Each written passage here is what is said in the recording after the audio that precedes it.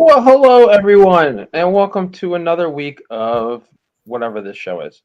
SciFi Vision presents Fandom Access. We're going to talk about Wayward episodes 1 and 2 and Invasion episode 6 of season 3. Jamie is running late. How unusual. I know. Um, She sent a message. Oh yeah, she's on her way. yeah, she sent it. Maybe she might. I don't know where she is. Sometimes she goes out to dinner like late, right? And she's coming home from dinner at 10 o'clock. Sometimes. No idea. She's a late eater. They're a late eating household. But she'll be here in a sec because I thought we were going to talk about Wayward first and then do Invasion. So Jamie can get off. That is what she had said. But you know what? I was going to save this till we started Invasion, but since we're waiting on Jamie, I'll say it now. I told you it was Aaron Stanford. No, it's not. Yes, it is. He's not in this week's episode. Yes, he is. That guy, this guy, where's the picture? The preacher. Here, I'll put it back up. The preacher. That is Aaron Stanford. Pastor, what's his name? Alan. Pastor Allen. Oh. I knew I wasn't crazy. As soon as I got it's funny. As soon as I saw it was a flashback episode, I was like, he's going to be in this episode. And then sure enough, there he was. He wasn't in it very long. No, he doesn't last long in this episode, does he? But I knew I wasn't crazy. You actually, it's funny because when I posted the picture a couple weeks ago. Yeah, when you posted it, I was like, that's not him. That's not him. And you had me second guess myself. I'm like, well, it sure looks like him. I was like, I guess it could be somebody else. It's not a great picture. And then when I saw him this week, I was like, I knew it. And then it's him. Yep. Yeah. And then we figure out like. It was a really good episode. Really, I was interested to hear what you think of it because it's it's like 98% flashback this episode. Well, I liked it because it cleared a lot up for me. Like, because last week I was saying, I was like, I don't understand their motivation. Why would they stop them from trying to kill the aliens? Now I know why. They're Team Alien. They are. They're Team Alien. They're Team Invasion. Yeah, it does clear up a lot and explains like why maybe a person would come to think that the aliens were here for good. Yeah. Well, I mean, it's essentially, I feel like it's exactly what they tried to do to Mitski, but Mitski wasn't buying it, whereas Marilyn went all in. Marilyn went all in on it. Yeah, Marilyn totally fell for it. And fell for it. I mean, we'll talk about, I guess, whether we think she's right or wrong. I mean, we don't talk about it because we both think she's wrong, probably, right? Yeah. Actually, I have a theory. Actually, I'm almost wondering if there's more going on with the aliens than we realize. Like maybe the blobby mystical thing is actually good, and the hunter killers and all the other aliens that are killing people are bad. Like they're all on the same ship, but there's factions, or maybe the blobby sentient alien thing is a captive, and it's like this is how it's trying to break through, or I don't know. And there's been like speculation, like in the Reddit threads online, that the aliens didn't really intend to come here or didn't want to be here. If there's something that if we're going to call it the blobby alien, I don't know. Says to Mitski something like, why did you attack us, or something like that, right? They and there's been speculation that like maybe they didn't tend to come here. Maybe the collision with the NASA spaceship, whatever the space, maybe the collision with the space capsule, was perceived as an attack, or other reasons why they're here, but that they didn't intend to come here. If they're even all together. So, well, I mean, I'm glad to hear that you liked it. I wasn't sure if you were going to. I mean, sometimes when it's a whole flashbacks episode, we say we don't really need that always, but we did. Yeah, we needed this. We definitely needed it. We needed this to explain what we were looking at here, and we got it. I mean, I guess we're gonna have to maybe just jump into this without Jamie because you're not watching it, right? No, I say we just go for it because it's already 5 minutes and I don't know where she is. All right, Jamie. I'm going to text her real quick while I have the key art up here. I'm going to write, too late, we're starting invasion. and she can just join us later. So here's the I pulled up a little recap to guide my conversation here, but Apple only dumped a few photos this week, so there's not a ton to look at. But this episode is called Marilyn, right? And it turns out that Vera's real name is Marilyn, and we find her at work in her insurance company, right?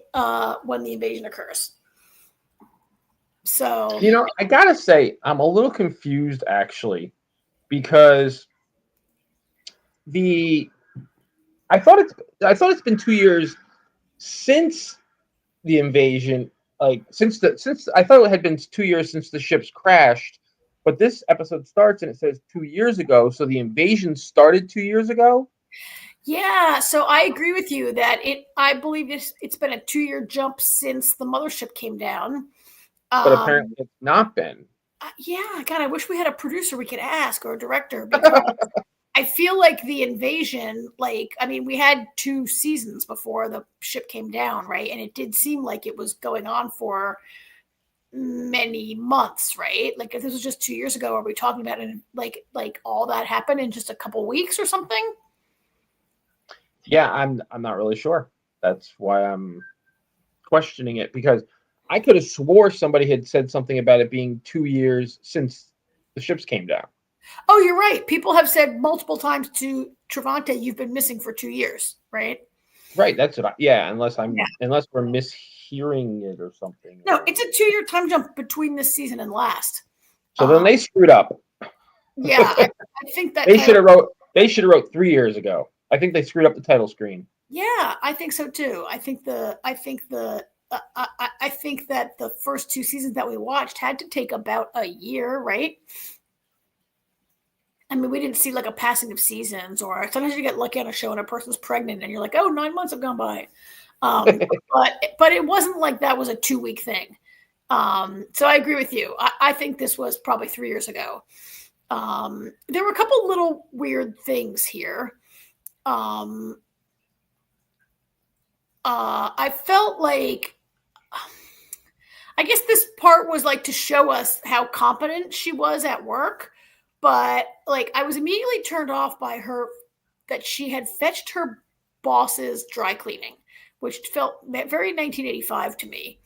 But I don't work in a small office and I'm not an executive assistant to a company owner. So maybe that is a thing that people still do.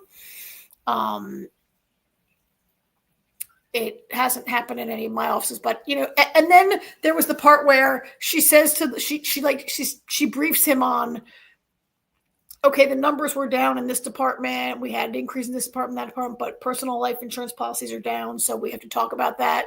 And then there's a meeting. He says, I've crunched the numbers and I noticed that this department was down and you guys have to, like, she was very, I felt a little bit like she was being taken advantage of by this guy, like that she was like, I don't know. Maybe they were trying. I'm talking a lot. Maybe they're trying to show us how she was like the crux of this operation. The boss couldn't have, she was his right hand. But I felt a little bit like, wow, like why are you like taking all this from your boss? I don't know. Am I overthinking it? No, you're right. I mean, she totally ran the office. He didn't even know it was that guy's birthday. Yeah. Yeah, he didn't know. And it was not that huge an office, right? There were like 12 people in that office. He knew it was that guy's birthday. He didn't know what the sales had been. And she was picking up his dry cleaning. It was a little... And then there's a remark about, and then she says to him, like, your daughter's recital's at 7. And she refers to his wife by name. Like, she's very tied in, which, look, I'm not, like, an executive assistant surely knows, like, their boss. I mean, I know my boss's, I don't know my boss's wife's name, but a lot of people know their boss's wife's names. And sure, an executive assistant would be keeping his schedule and saying, okay, you got to get out of here in time for this thing at 7, right? Like, I get that. But she was very, like, this guy really relied on her. And then what happens next? She calls him to talk about, like, to tell him, like, that, like, it's literally an alien invasion and people are dying around her. And she, like, calls her boss to tell him the best route to get out of town. That was really surprising to me. I don't know what you thought about that, or if, again, am I overthinking this whole relationship with the boss? I did feel something was off about it. Like when she called him to say, hey, the buses are the best way, and her nephew, what's his name again? Well, Langston, but we know Langston. him. Yeah. What he said, he's like, oh, come on, Auntie. Like,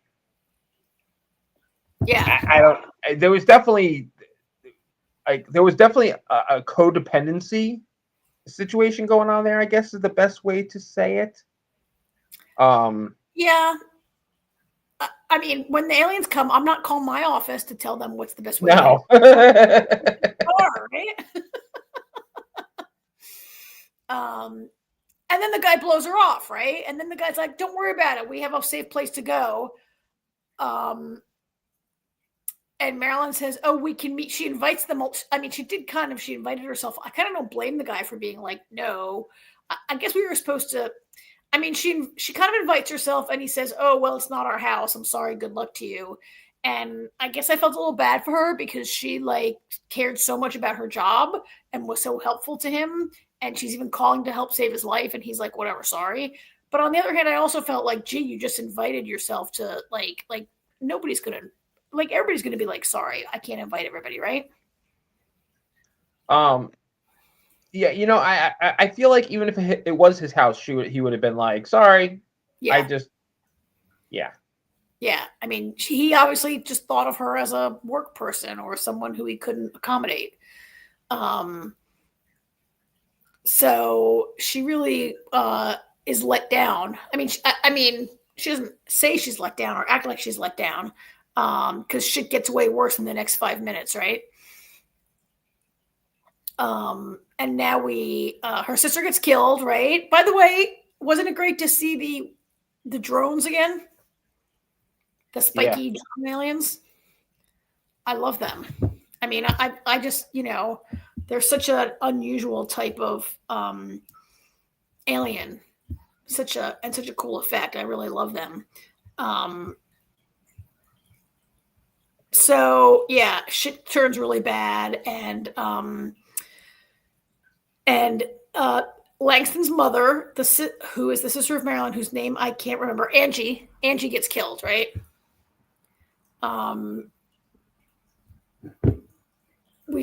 Did you notice how Marilyn, like, as they're like trying to get on the bus at the last second, she like puts that kid on the bus first? Yeah. Right? Like they get on the bus and she like pushes this guy and his kid on first, who is this guy, the guy sitting at the computer, right? They're together they're the bus people, among the bus people. And that guy, I feel like I know that actor, but I can't remember his name. The daughter is named Eva. This character, I can't remember his name. And I know that actor, but I can't remember his name. And I could probably look it up on IMDb, but maybe if Jamie were here, she'd probably know his name. Do you know his name, that guy? Which guy? This guy. The guy who's sitting behind the computer. Either the character or the actor. I can't remember either. I feel like maybe the character's name was Paul? I don't remember. Okay. Let's call him Paul. Anyway, I'll find out. He's on the bus with them, right? And they get to this church. Is this my best church picture? That's my best church picture, I guess. I liked this section, except so the woman on the far right of the picture, that's Carol Ann, right? Mm-hmm. She's a very angry and suspicious person, and I'm not sure if I blame her for that. Although, well, it's interesting because we've seen her before, but in present time, and she's very trusting of Marilyn.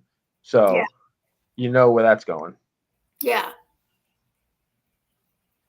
I mean, this is basically the episode that shows us how Verna became Infinitas, but kind of like a cult leader also, right? Yeah. Like, I feel like by the end of this, we know Infinitas is a cult. But I did like the church sequences, because I felt it was kind of realistic that you would have to be like, you'd be very suspicious of people that are trying to get into your safe place and that you have limited resources to share, right? Although that's not really been a thing so much on this show. We really haven't seen people who are like starving so much on this show. But there's the whole part where it's a church and she's like, she's got a gun and won't let anybody. It is a church. In fact, Joel says that. Joel/Langston says that, right? It's Joel. Somebody said, no, it's maybe another guy. I'm pointing at the camera. It's that guy in the suit in the background, I think, when they come in and Carol Ann's like, what do you think this is? Like a soup kitchen? And he says, well, it is a church. So yeah, kind of. Oh, that guy. Yeah, that was Greg. Greg. He's the first guy who comes in and tries to ask for help, and Carol Ann's really like not having it. I mean, he's not wrong. It is a church. Like, of course you go to a church for help, right? Yeah. Makes perfect sense. Yeah. Did you feel like Marilyn was sort of like immediately? I agree with Carol Ann that Marilyn was sort of like immediately taking over.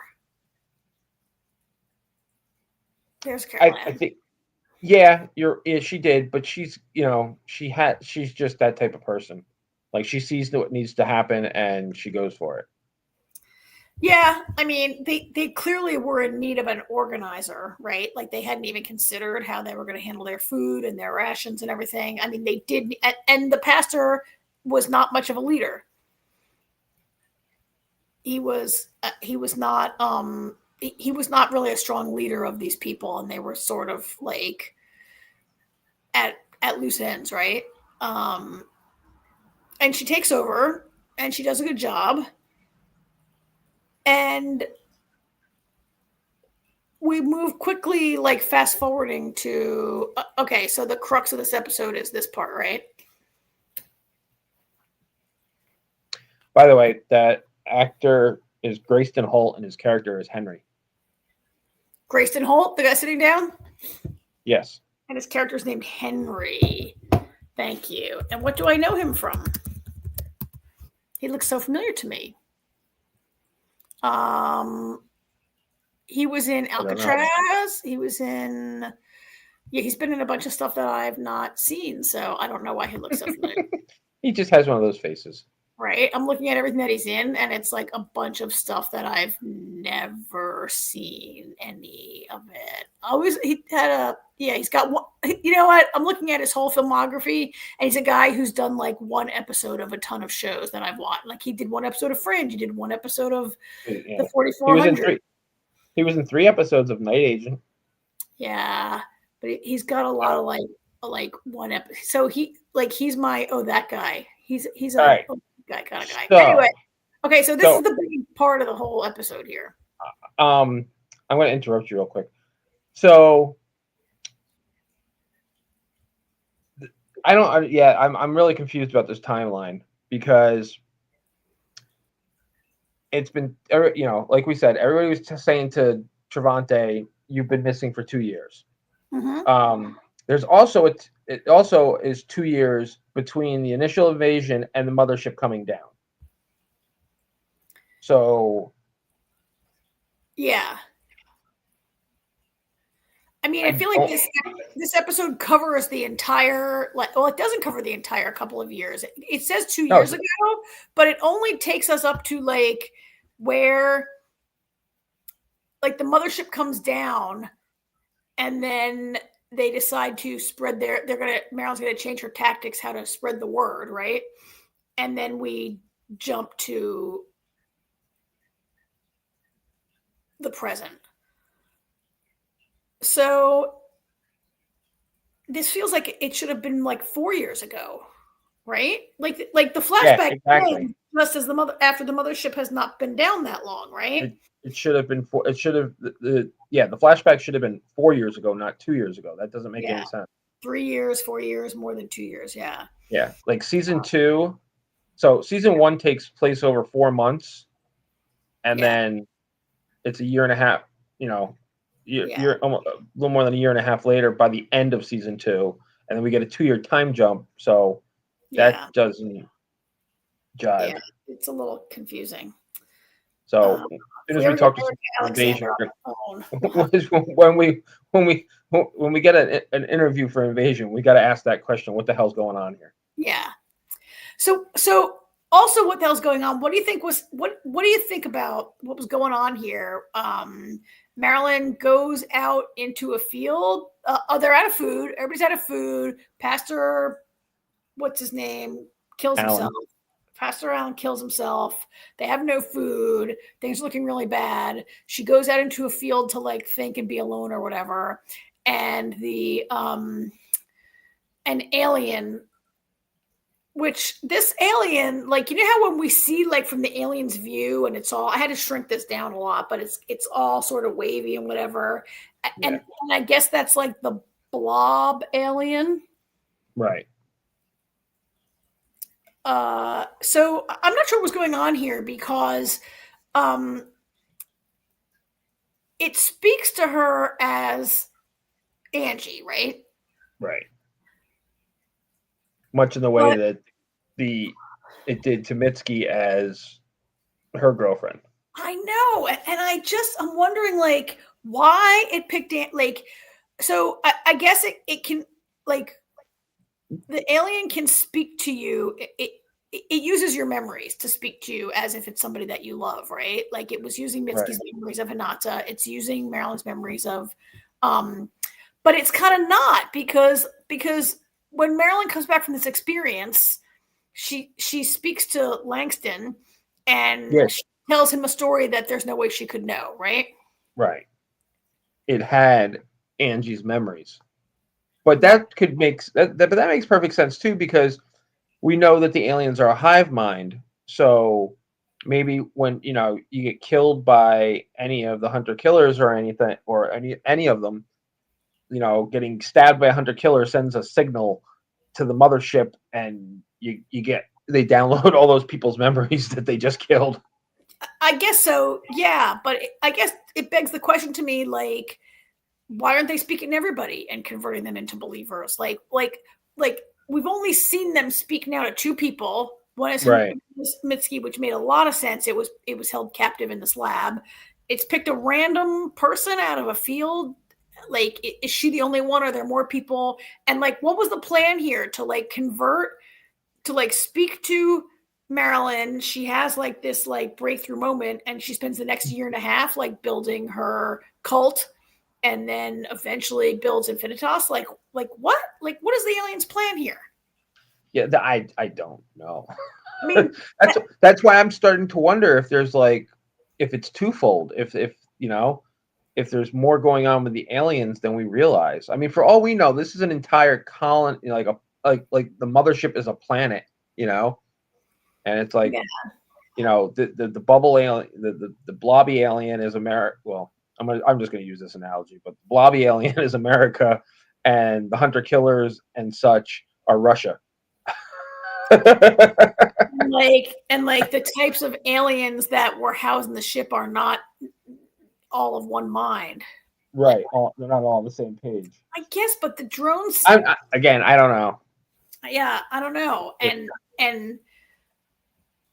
if the blob can speak to Hinata, and yet didn't really ever, like, all these child sensitives were able to communicate with the HKs and the drones, right? But not really. Like, I just, this raises a lot of questions for me. Like, I'm not sure what the hell is going on. Like we're not really. This is the first time we've been aware of any people who think that aliens are sent by God, or she's calling them redeemers, and they were gonna. So Marilyn expresses, like, to her people throughout this, like, all we have to do is be worthy and we're going to see everybody we love again, right? Like, as though they're going to be returned. Like, she saw Angie get like a spike through the chest. There's no way she's coming back to life, right? Right.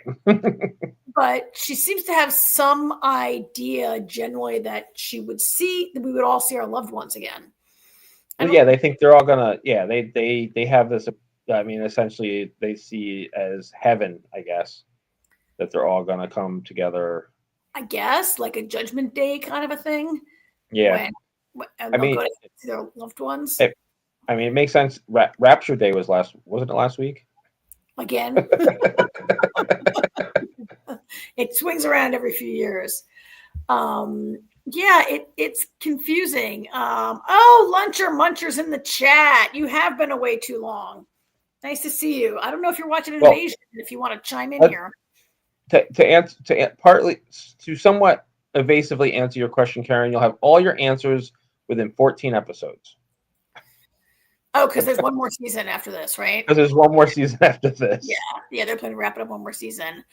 I guess it's, look, I've never been in a cult, but from watching cult shows on TV, it seems like a fairly like typical cult leader thing that Marilyn is short on details and big on like the feeling and the emotion of it, right? Yeah. I just love the fact that you felt the need to tell us you've never been in a cult. The delivery was great. I just want to say I don't have any experience with cults. Do you think so? So in this moment where, this other person passing by who happens to be driving a truck entirely full of MREs happens to crash at that moment, right? Right then, right? And Marilyn sees this as a sign. It's a coincidence. It's a coincidence. That person says, I also saw the alien and it caused me to crash. I freaked out and I crashed, right? And it's like a major coincidence that that Marilyn mistakes for fate, right? Don't mistake coincidence for fate. Or that she thinks the alien has done it on purpose and has delivered them from starvation. And she gets everyone to believe her. And they form this like, it was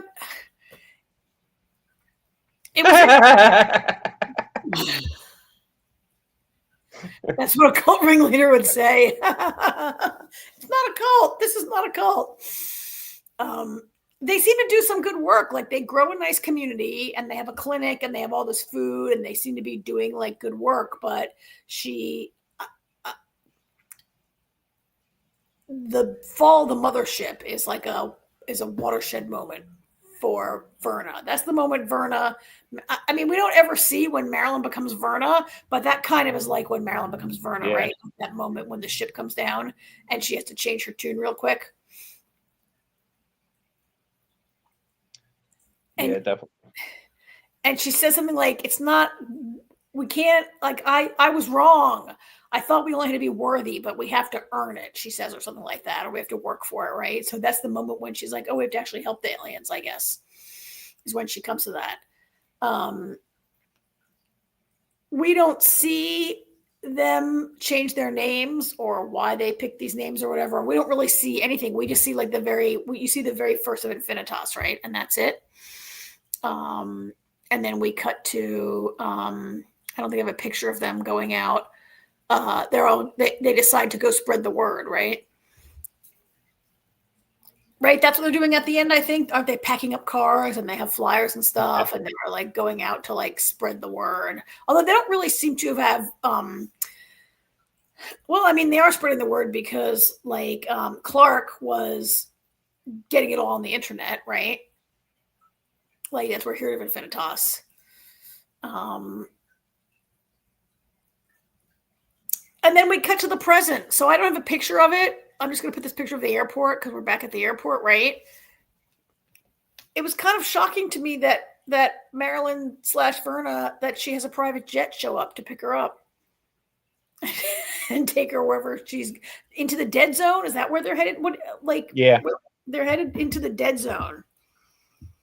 What does she say? They call it the dead zone, but it's more alive than you can imagine, or something like that. She says, right? Yeah. I'd like to know. So like she's gone from here. So what they're actually skipping 2 years. It says 2 years ago, but we see the mothership comes down. Marilyn's like, oh, gotta change my tactics. And then we cut to this airport. That's a 2-year jump. Right? Yeah. Yeah. Yeah, it's been 4 years, so I don't understand. Somebody screwed up. Yeah. Unless one of the somebody on the show can explain it away. Yeah. So okay, so a few questions.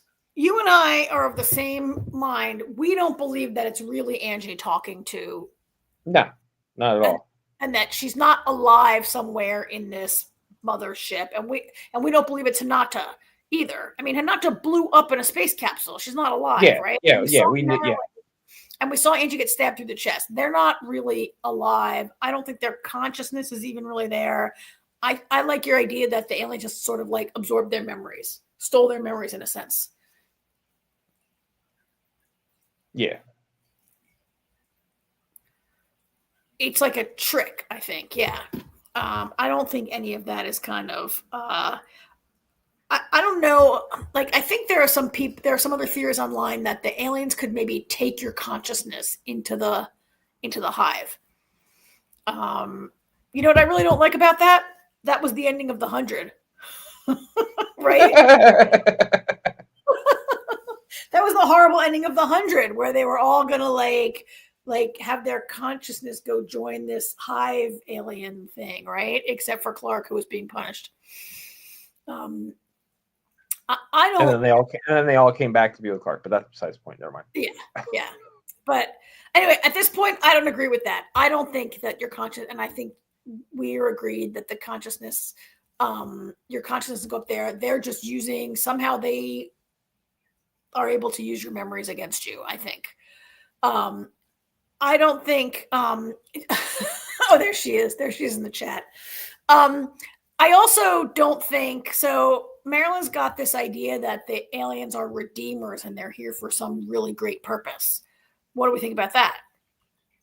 I think she's batshit. I think she wants to believe. Yeah, but they killed like a couple million, at least a few million people. Like, no, millions of people. They killed many millions of people, right? Yeah. Like what, how is that justified? How does she justify the murder of her sister? I mean, I guess she thinks everybody's coming back, but I don't. They always killed millions of people. They're not here for a good purpose. They're not here to help us. Yeah, no. Right? Yeah. I mean, it's actually kind of funny because we know the government isn't good. Yeah. And then, after last week's episode, we learned that Infinitas isn't good either. But now that we know their motives, I feel like they're worse than the government. I think they are too, because, their whole, like, the whole Infinitas thing is like, oh, we're giving you information. The government's lying. No, you're lying, Vera. You're lying, right? Like, well, no, but she doesn't think she's lying. She thinks that they are the only ones that know that the aliens are good. But she's not out there spreading like the Infinitas message that aliens are good. She's spreading the Infinitas message that the government is bad, right? Like, well, she's not entirely. What? I said she's not entirely wrong. She's not entirely wrong. The government, but that's the thing too. It's easier to get people on board against the government because nobody likes the government. Yeah. And the government is like people like this. So the government is pretty bad. Yeah. But she's not saying like the government is bad because they are going against the aliens who are actually here for good reason. She's just saying the government, right? Like, right. Exactly. Yeah, she's a problem. But as far as we can tell, her movement is pretty small. It's contained to like a small amount of people who are in the Midwest somewhere. It's not like a global. What show did I just watch? Like on the last ship where these the immune people like were trying to start a global movement, right? She really has a small band right now, so.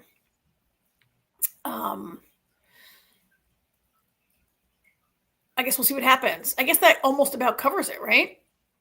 Yeah, I think we're good. Jamie, you can come join us.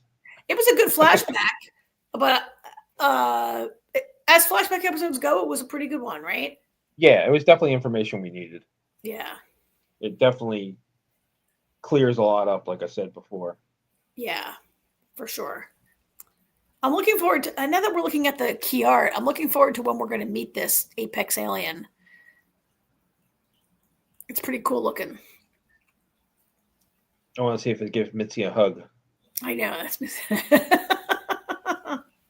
we're still trying. We're hoping to that there'll be some press availability for her soon. And if we can get in, I think we'd love to talk to her, right? I'd love to talk to anybody on the show. Yeah, well, we've been working on another opportunity. The guy, Steven, I want to say Steven Tyler. That's not his name. Tyler Stevens.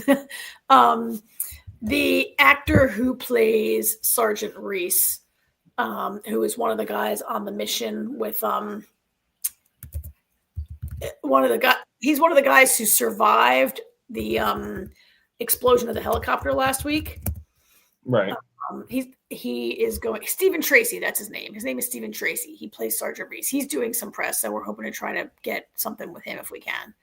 I have not. So this is the last. So I have not seen any episodes that go beyond what we've watched today. I don't know what's going to happen, but if you're doing press, it's because you're going to do something, right? If you're doing press, something interesting is happening, and the press materials indicate that he's going to.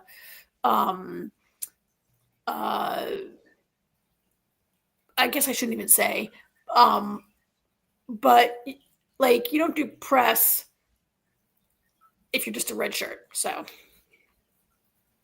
hopefully I have something cool to say to him when we get a chance. If we can get him scheduled, we'll announce it soon. Here's Jamie. Hi, Jamie. I like your little picture when you're not on screen. That was cool. Yeah, I put that in a while ago, so I can just close it up every once in a while. But now that Jamie's here, we've got our fancy yeah. You guys went pretty fast. I was getting ready to do something else because usually you guys are like an hour, and then I saw your text. Right. No, we're not. We're not. We did like almost an hour last week, which was a little unusual. You usually have more shows. And this week's episode of Invasion, Jamie, if you listened, it was almost entirely a flashback. It was 98% flashback. So interesting, but not huge development. So anyway, we're done with that for now. We'll see what happens next week. So this show is called Wayward. See, you got Tall Pines Academy. I want to call this show. I don't know how they were allowed to call it that. I'm sorry. I want to call this show Wayward Pines. Yeah. Nope, it's just Wayward. Just Wayward. Because it's a school for wayward children. It is. Yeah. It's in the town, I think, is called Tall Pines, right? Yes, and the town is called Tall Pines. Yeah. So you haven't watched it, AJ. This is all you know about it? You haven't watched it? No, I watched both episodes. Oh, you did? Okay. I didn't know if you were going to watch it or not. Cool. Yeah, I just didn't have a chance to comment on any of the text today. Oh, okay. Yeah, I feel like I think I watched a little bit past 2, but I must not have watched 3 because what you said to me didn't make any sense. Oh, okay. So I must have watched like 2.5. But so the episodes of this are not all the same. It's not like an hour episode. They're different lengths, right? Right. Yeah. Well, first episode was like 50 minutes. The second episode's 42. Yeah. So I was gonna say, what did you guys think? I'm curious what you thought. I liked it, and I think it's kind of interesting and seemed like a cool mystery. But then I started reading what it was about, and I think I said this to Karen before. I don't know. I kind of find it sort of depressing knowing that these stop reading stuff, Jamie. No, reading about like places like this in real life, not about the story, not about the show.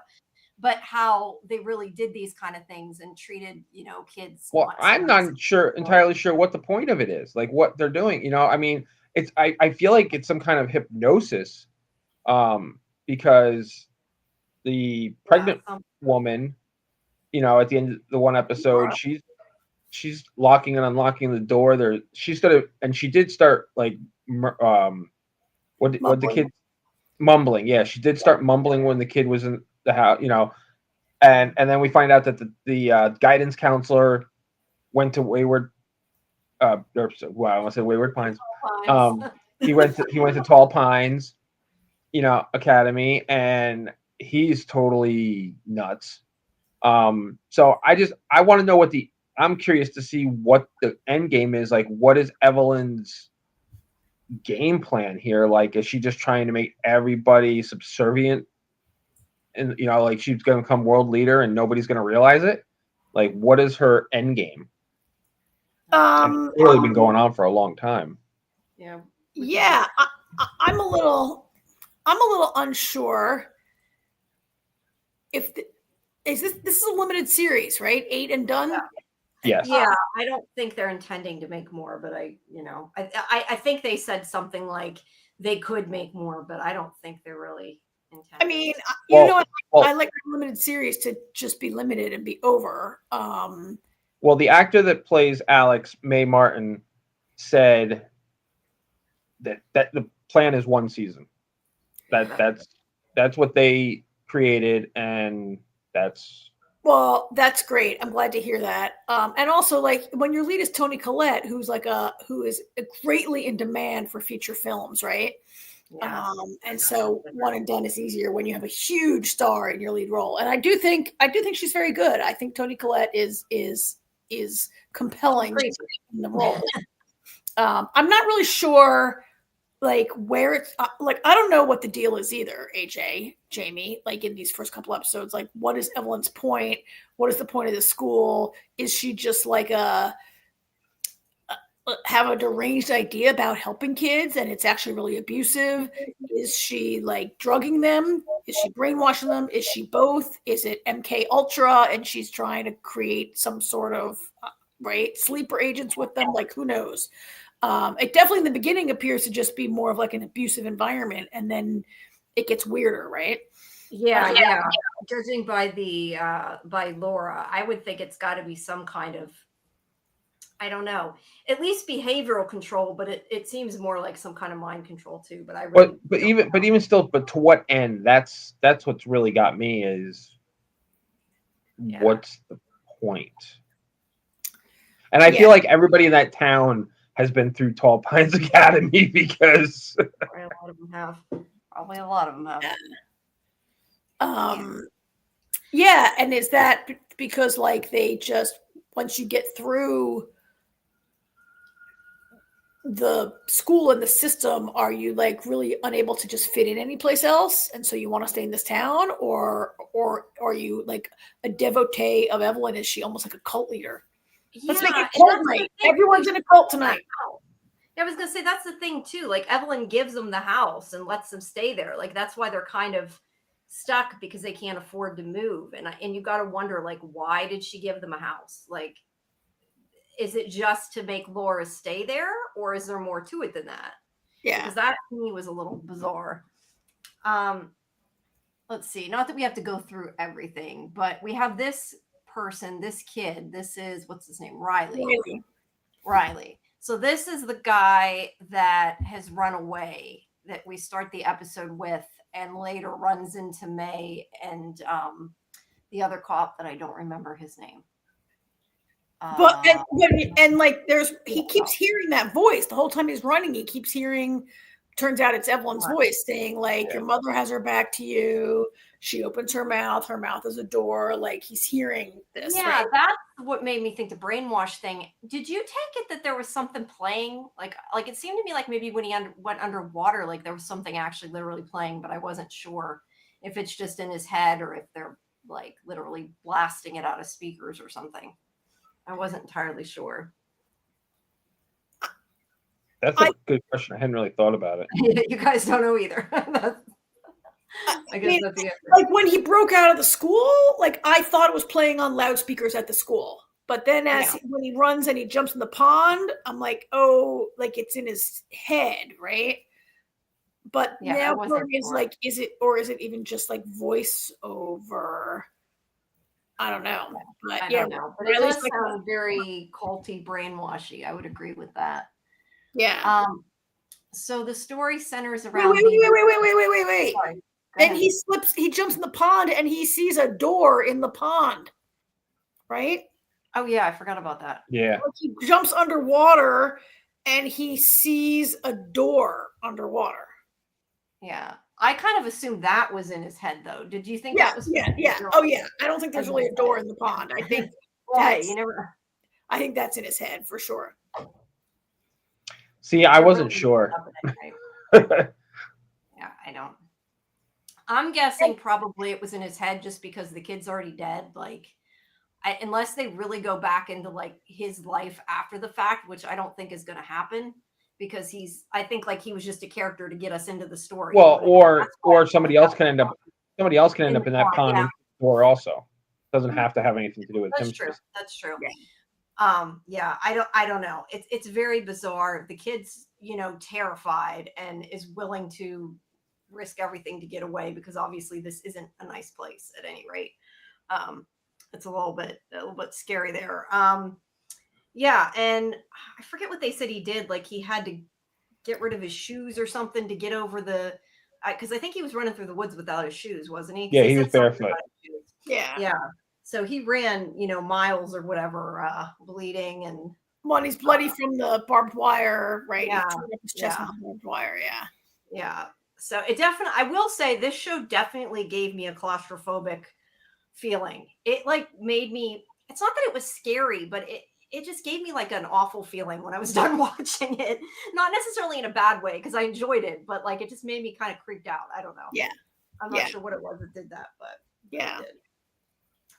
All right. So the main characters are Abby, who's on the left, and Layla, who is on the right. And I kept trying to figure out who Layla was, and I finally realized she was in that Spiderwick Chronicles. I had interviewed her for that, and that's why she looked so familiar. It was driving me nuts. I finally figured it out. She's also the sister of Natalie Allen Wood, who was in The Gifted, Karen.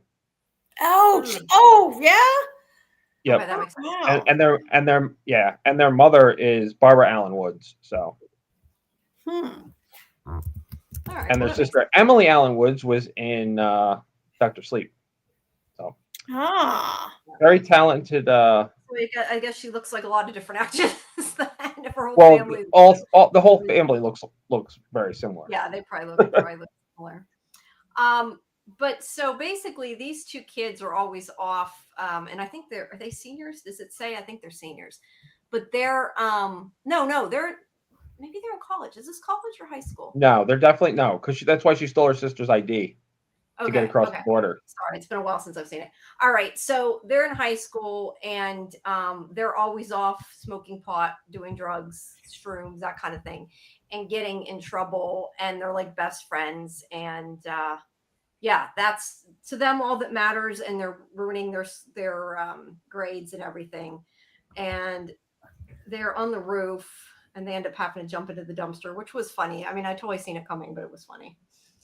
And this guy, whose name in here is it Mr. Turner? Mr. Turner, right? Yeah, Mr. Turner. The principal, he calls in Layla. To basically oh, he's the principal? I thought he was a guidance counselor. No, he's the guidance counselor. Okay, sorry, guidance counselor. It's been weeks since I've seen the guidance counselor. Sorry. So yeah, he tells her basically that she's missed way too many classes and she's going to fail, and that they're going to kick her out of the school if she doesn't get it together. But that what she needs to do is go to this program, this school, which is Tall Pines, and that they'll fix her. And it's creepy kind of the way he says it, but this is supposed to be this great place, and he shows her the video there of Toni Collette, and it does seem very, very cult like, and she immediately is like, no, I'm not doing this, and he pretty much says, well, it's too late, your parents are already sending you there, which doesn't end up happening, but that's kind of what he says to her. I've got a question for you guys. Did anybody else get a Marvin Candle vibe from this video? Yes. Yes. And it had a little glitch in it, right? Which Yes. reminded me Yep. of Yeah, videos.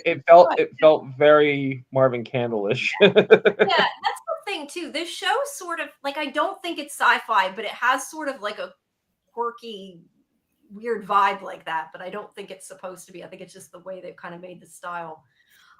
This scene also was like weird and off because like the guidance counselor is telling her like you should go to this special school and it's already done with your mother and everything. And I mean, I don't think that I have a friend who had a kid who had a lot of problems, and he went to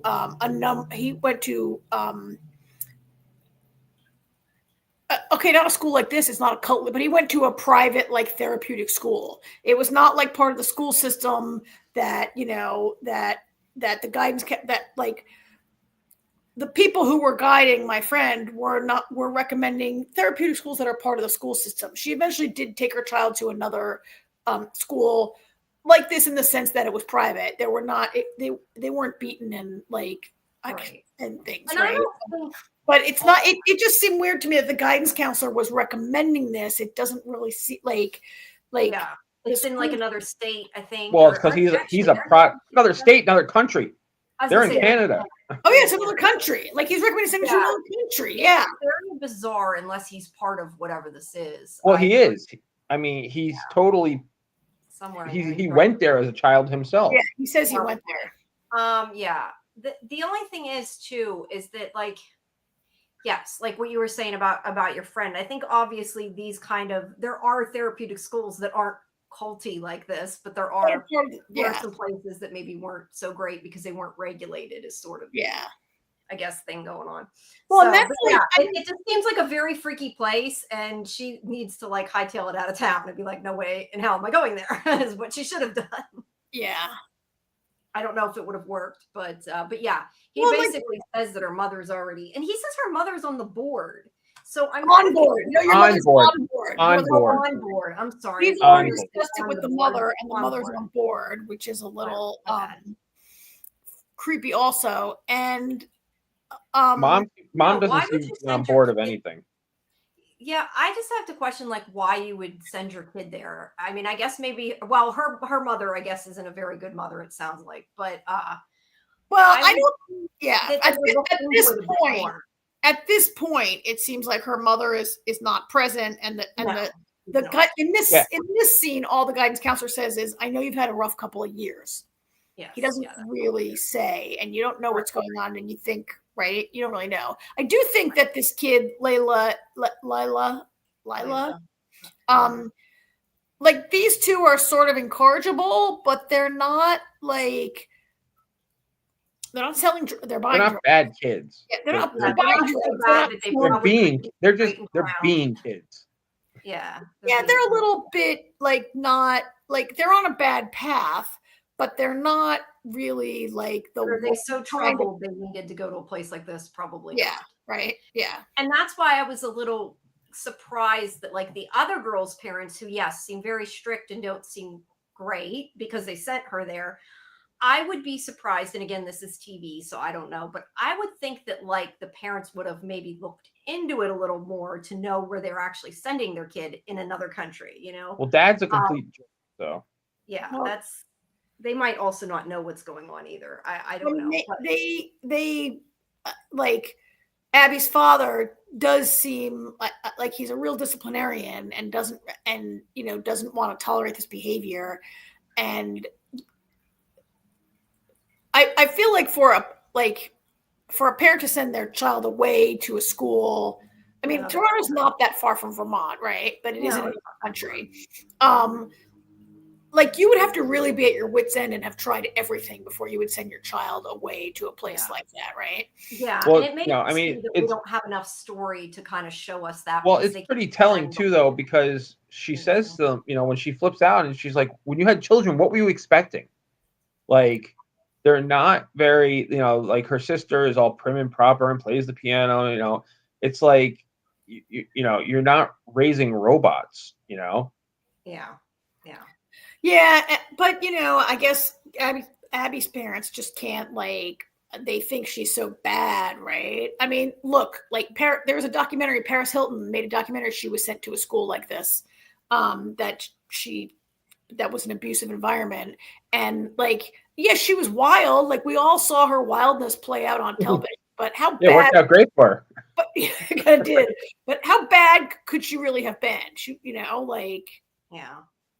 Like, I think the big thing is maybe a lot of people aren't aware of what was going on in some of these places. Well, and this show, that it's clear to me that this is not the show that we're watching, but no. And I've seen ahead of this, but there's an opportunity to explain this unregulated industry of school. And there's a part which maybe we see in episode 2 where Officer Alex says like, oh, you know what? The school is your guardian. Like you can't just leave. I can't just take, like they have the right to prevent you from leaving. Right. Because obviously their parents were the ones that basically signs over guardianship. They give the school, it's kind of like when they're committed to a psych ward or something. Like they can't just take off because they want to. They're there until their parents or until the people let them go, one or the other. Yeah, I feel like maybe Vermont is not the place where this would really, right? There's a reason why all these I don't know. There's a lot of these places in Utah. Utah maybe sounds a little more. I could see that a little more. Well, they needed a place where you could get to by hitchhiking from Toronto. So that's true. So anyway, cut to introducing these characters. Yeah, the other two main characters are Laura, who's on the left, and Alex, who's on the right. And they married or engaged? They're married, right? Married. Yeah. Okay, so Laura is pregnant, and we find out through the course of the story that I keep wanting to call them May. I know May from Taskmaster. I keep wanting to say May. That Alex is going. Well, it sounds like he was a cop in the other town that they were from. Detroit. Okay. But he's transitioning. We know that. We learned that in the story. I mean, okay. It's not, they don't go deeply into it, but I know that's supposed to be what's going on. But they're going to move to this place because the Evelyn, the one who runs Toni Collette that runs the school, they've given them this house, this place to stay, and they don't have a lot of money, and she's pregnant, as you can see in that picture, heavily pregnant. They're moving into this new town, which is the town of Tall Pines, which is where that school is. And that's why they get connected to the school in that way. And then we do find out that Laura went there as a child or as a teenager, I guess, was part of the school. So, and then we have, whoops, sorry, I went too far. Go ahead. This is before they explore the house. Yeah, this is before they really get to see around much. It's just sort of about their relationship and that kind of thing. Yeah.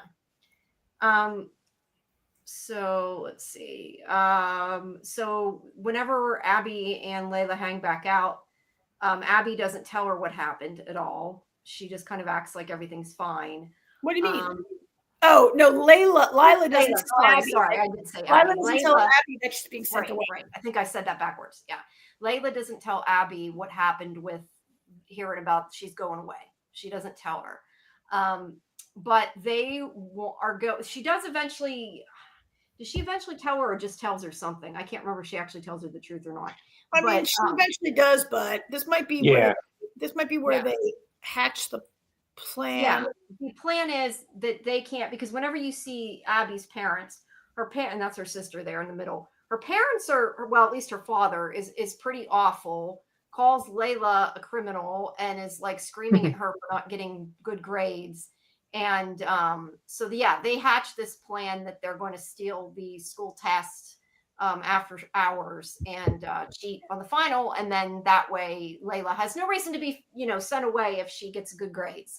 I mean, to be fair, I think this is a bad plan.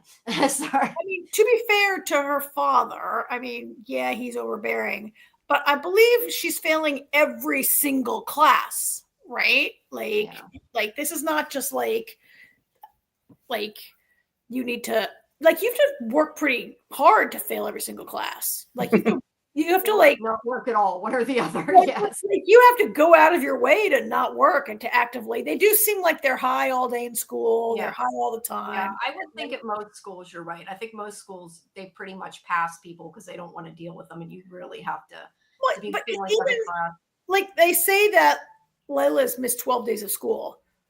That's not that much. Unless it's like only the second week of school, it's not that much. That's not that much. Like, wouldn't you say I got sick so easy growing up and like had such bad allergies. I know I missed a lot more than 12 days of school and I still passed and got good grades. So I mean, I feel like just by sitting in the class, maybe there's one class you could get a C in. I don't know. Anyway. Yeah. I think they're on drugs all day long there, right? Yeah, I don't think they're attending classes at all, paying attention at all. I mean, if they're attending, you're not paying attention because the teacher says when you are there, you're not really there. So but I do think high everything else. I do think as the story goes on, though, that's kind of the point that they're not that bad, not bad enough to be sent away to a school like that, right? Like that doesn't mean that they shouldn't be punished or made to, figure out something. I don't think they're wrong for trying to put them on the right path, but there are other ways maybe to do what they want. And obviously her father is extremely strict. The mother doesn't seem to completely agree with everything he says. The mother seems kind of oblivious. She also seems kind of like she's afraid to stand up for them. I felt like, because he says something like, oh, Layla's a criminal or whatever. And we don't know exactly what happened. Something with her sister getting killed, it sounds like. But the mother goes out in the hallway and she gives her food or something. I forget what she does. She gives her she shows some sympathy for Layla and gives her some food. I think that the mother does not necessarily maybe agree with everything he's doing and the way he's acting, but she seems very Dad is very overbearing. Right word, but she seems very timid and lets him maybe lets him push her around too. We don't know, but it kind of sounds like he might to me. That's the opinion I got. That he's very aggressive towards her as well, maybe. But the sister's like the star child, getting good grades. So that probably makes it worse because she's failing all the classes and her sister is doing good. And we also find out too that Abby, and you kind of wonder if part of her reason, granted they're getting high in class, I know that, but we talk about like, do you have to try to fail that many classes? She's also dyslexic. And I kind of wonder if maybe she had trouble in school and nobody ever cared, found out. They just, because sometimes it does happen. People fall through the cracks and maybe aren't given what they need to be able to do okay in school. And because, what's really bad about that is they know she's dyslexic and it doesn't seem like they've done anything to help her. And that's kind of my point. Like, why not get her, a tutor or something if she's having trouble? Yeah. And it's set in 2003. So I feel like it's not like it was set in 1973 when dyslexic kids really couldn't get any support. I feel like by 2003, like most school districts had support. I mean, maybe not most, but a lot of it. It was a thing people were aware of, dyslexia, right? And it's not like it was the 60s. Yeah, and Canada's better than us, so right. They get on top of it. Yeah. Well, at any rate, she's failing and they're pissed. But he makes Layla feel awful, and she goes home to her. I don't know if she's drunk or high, but her mother is like not paying any attention. I'm assuming from what we got out of it, her sister's dead. That something happened and she's getting blamed for it. That's how I took it. I don't know if they ever say, but that was my. Abby's dad totally alludes to it, and she's like, she's like, we don't know what happened there, and she's like, she didn't kill her sister, but the dad is totally like, well, we don't know that. He says that's why he says she's a criminal. Like, doesn't he say she's guilty? Yeah. He definitely implicates her in her sister's death in this scene. Yeah, and we don't know what happened. I'm wondering if it's something like maybe she was drunk behind the wheel or something like that and got blamed for it. I don't know. But either way, her mother is off getting high or drunk or whatever and not paying attention.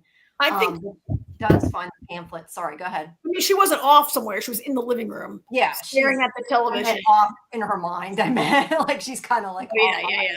But did you? So we skipped over a little part when Layla is riding her bike home. There's like a creeper in a van watching her ride her bike. Right? Is this the scene where she rides by these parked cars and there's like someone in the van like watching her? Yeah, which we're to assume is the school. And I think at this point, you're to assume that they're coming for her. Yeah. Because I definitely did not expect them to come for Abby. That was a surprise. I think they did a good job with that. Well, I had a feeling there was going to be a twist with that, because if they wanted Layla, they could have taken her at any time. And then, when as soon as Abby got home and the three of them are standing in the living room like that, I was like, oh, they're totally coming to get her. Yeah. I was like, well, I knew that the blurb about the show was like when two girls like go to the school, like, you kind of in the promotional materials said something about two girls. So you knew they would both end up there. Yeah. Yeah. All right. So, she burns it. And then this is when May and Laura are at the house. They find food left out for them. There's a clip about the ultrasound. I don't know that it's anything really super specific. But yes. Okay, what did I skip? They mentioned that there are no doors in their house. And Laura says, oh, good, I hate doors. Oh, yeah, that's right. All the doors were taken off there were no doors. And she says, oh, good, I hate doors, which I was like, what the hell? Who hates what? You hate doors? What is that? And then they go down to the basement and all the doors are in the basement, right? Yeah, and there's a door painted on the basement. And it makes you wonder if that house, if that has to do with like those people, whoever lived there was at that school and maybe was like scared because of what had happened to them or whatever. Well, I really think the entire town has been brainwashed or hypnotized. Yeah, it seems like that's a possibility. So this guy comes to pick up Alex for work. He tells him that he knows that that guy is Dwayne. Dwayne, right? Yeah. And he's the first person. He's like, oh, you're back. We learned that she knows him from the school. First person they meet, right? Oh yes, the Laura does. I mean, yeah. But he isn't interested really in whatever happened to Alex. He's like, it's okay, it doesn't matter.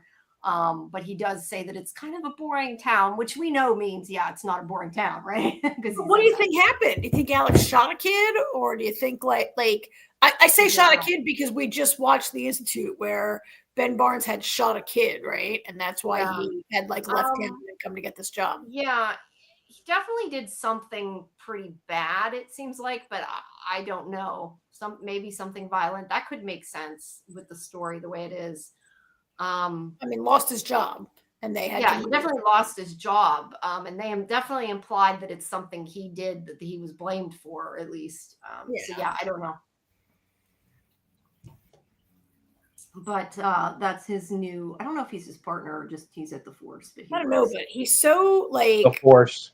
This is like Stepford Wives town, right? Everybody's like, it does seem very, very bizarre, which they're supposed to be progressive there, but which is what's kind of ironic a little bit, right? Because of the way they act, you would think they wouldn't be. But it's a little strange. So we know something's going on, but we're not really sure what yet.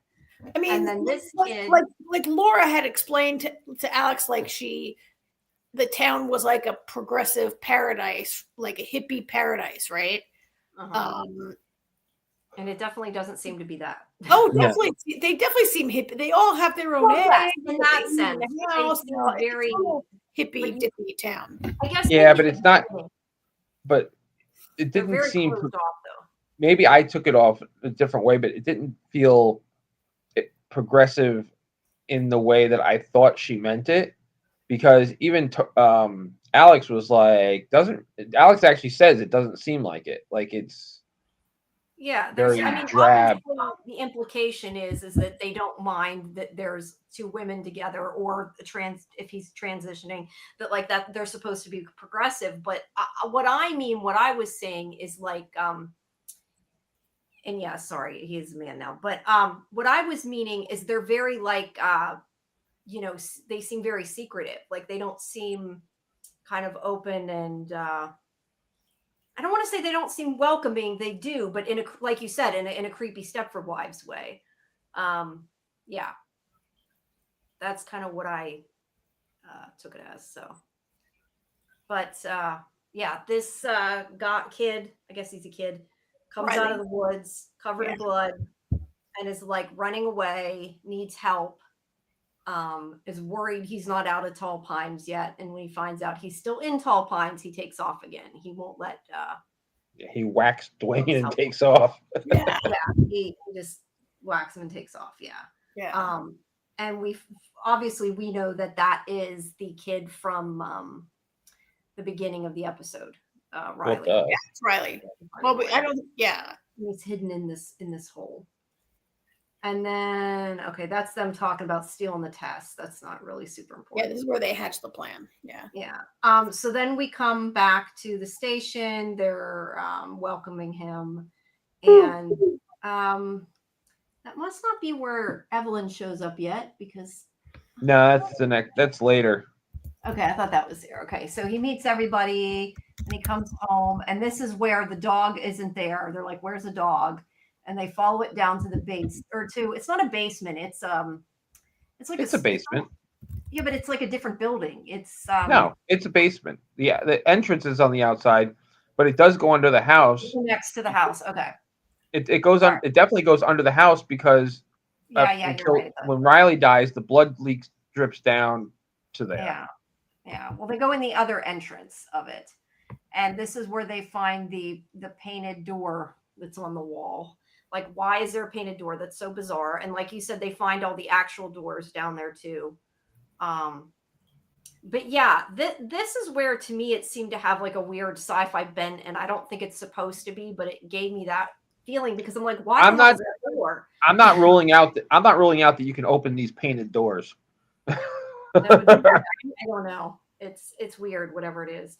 But I mean, it may simply be that somebody because of what they did to him, they felt trapped, and maybe they're trying to, I don't know, find a way out. Either way, it's very creepy, very weird. I would not stay down in the basement by myself if I was one of them. So yeah, they're not sure what's going on. And then we have Evelyn, who rides this bike, which is really kind of bizarre that she's riding this bike to get to, I don't know, trike, I guess, not even a bike, a trike, to get to the police station where she shows up. And she acts like she's Alex's new best friend, like she's known him forever, and has never met him before. But because of Laura, she's all, buddying up to Alex, and it's really creepy. But she's there. Did you guys recognize the police chief? Yes. It's Patrick Gallagher. I couldn't get the name of the show, but I know. Well, you might know. People know. I recognize him immediately from Glee. That other show we watched that got really stupid. I can't for the life of me think of what it was called. There's a lot of those. The ABC show. I like it. Big Sky. Yeah, Big Sky. Yeah, he's serving Big Sky. Oh, that's stupid too. Yes. Yeah. He also is a recurring character on General Hospital. When people go to prison, he's the prison guard at General Hospital. Well, he plays a lot of cops then, I guess. Yeah. But yeah, Evelyn is here to tell them about Riley being missing and that they need to find him. And I think to me, the thing that's important about this is that Alex asks that if Riley ran away on Wednesday, why the authorities weren't notified. Because this is like they found him on the Thursday and it's like a day later and they should have known about it when it first happened. And she kind of gives this whole, convoluted excuse of, oh, he's run away before and blah, blah, blah, blah, blah. And it does not sound on the up and up. That's for sure. No. But yeah, they're chasing him. They're trying to find him. And she's clearly doing whatever she can to find him. Which, definitely makes her seem, we don't know, but paints her in a guilty light. That's for sure. I mean, as a viewer. I don't know if she is. I'm saying Weird, right? What really struck me the most about the scene was, I mean, I thought she was evasive. I didn't think she was maybe like, so throughout, anytime she talks about this school, she's always trying to say how these kids are the worst of the worst and they're all on drugs and they've all done all the right. And she just makes it sound like he's a lost cause, but she's kind of evasive about any real facts. And then what really weirded me out was when she finishes speaking, the cops all clap. Yeah, that threw me too. I was like, why are we clapping? Right? Like Yeah, it was very, yeah, it definitely seems like the town's brainwashed in some way. Or and poor Alex, like everybody starts clapping, and Alex is like got this look and just like kind of like what's slow going clapping on? around. Yeah, it's very weird. And let's see, then we go back to Abby's house, and they have company, and she won't be the good daughter they expect her to be, and they catch her. I had them out of order there, but they see her. That was funny when she like climbs down right in front of the window. It's like she did not plan that well.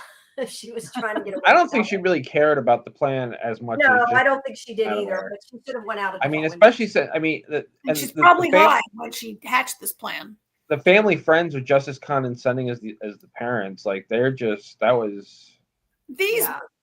He's like, look, a real hippie. I didn't think they existed anymore. Or flower child, he called her.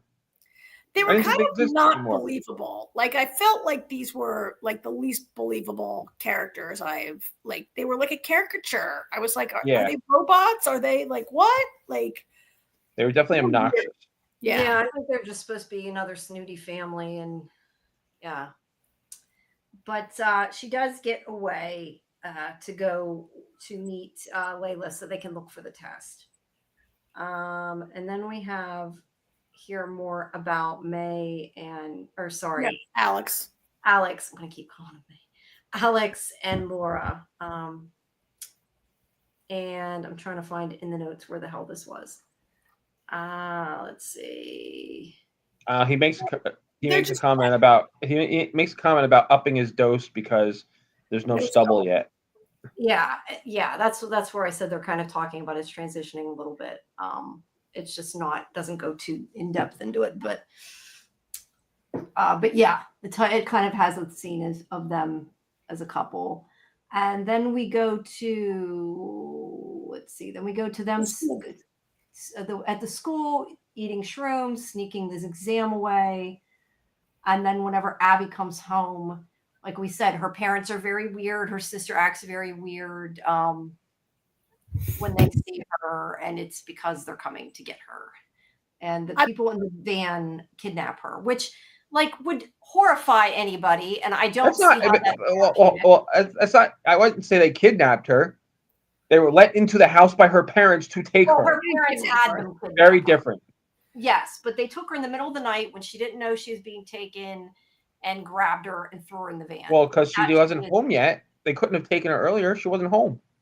Yes, but they didn't ask her to leave willingly. They grabbed her in the middle of the night. Well, this is the thing about some of these schools. They know that like this is another place where like this is not a documentary and it's not educating us, but like we've seen these shows, and I think we know that this is a thing with some of these schools, that they send a team to the parents know the child is going to fight, the school knows the child is going to fight, and the school thinks it's the best thing to just snatch them.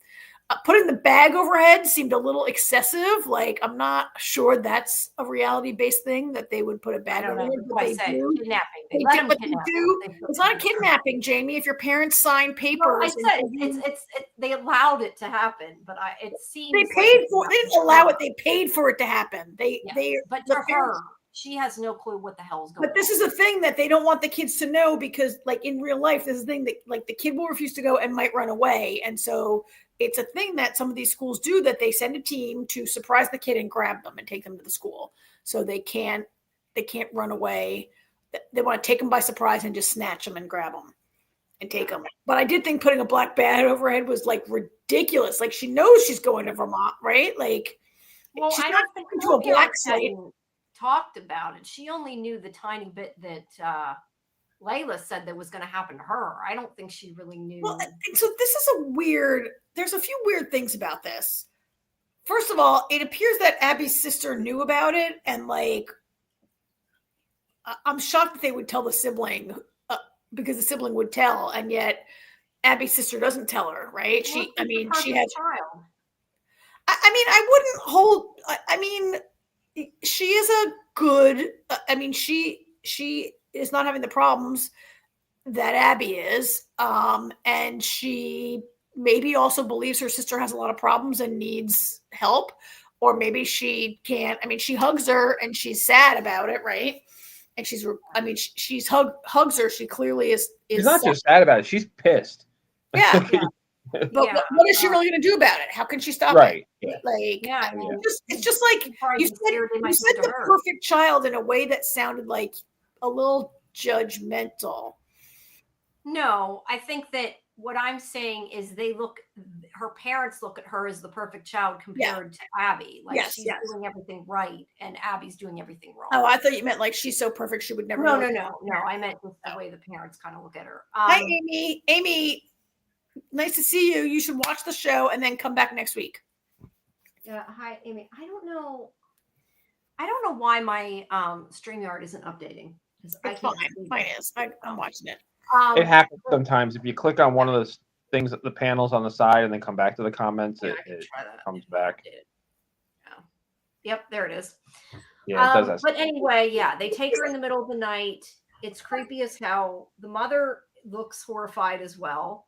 I mean, they knew it was going to happen, but when you see your child screaming and I got the opinion that.